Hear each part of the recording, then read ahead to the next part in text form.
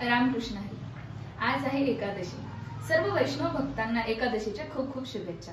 आपण प्रत्येक जण एकादशीचा व्रत जाणतो, परंतु ही एकादशी नेमकी जन्माला कुठून आली ही कथा आपल्याला आतापर्यंत जास्त माहित नाही। तर एकदा एक मोर नावाचा दैत्य होता, ज्याचा युद्ध विष्णू भगवानांसोबत झाला।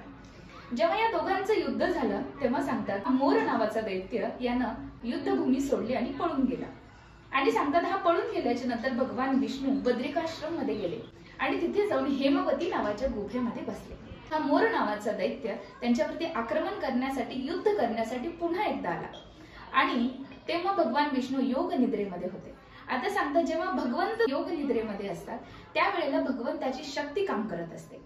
जेव्हा हा मोर नावाचा दैत्य भगवान विष्णू योग निद्रेमध्ये असताना आला त्यावेळी आक्रमण केल्याच्या नंतर भगवंताच्या शक्तीनं उत्तर दिलं आणि हीच शक्ती उत्पन्न झाली आणि हिनं मोर नावाच्या त्याचा हुंकारानंच अंत केला। त्या शक्तीनं त्या मोर नावाच्या दैत्याचा अंत केला तेव्हा भगवान विष्णू योग निद्रेतून जागे झाले। हे प्रसन्न होऊन म्हटलं, हे शक्ती माता सांग तुला काय हवं। तेव्हा तिनं सांगितलं की देवा, माझ्या नावानं तुमच्या भक्तीमध्ये काहीतरी वाढ व्हावी, भक्तांमध्ये असं काहीतरी मला वरदान द्या। ही शक्ती जेव्हा जन्माला आली तेव्हा हा दिवस 11वा होता, म्हणून सांगतात या शक्तीचं नाव एकादशी असं पडलं।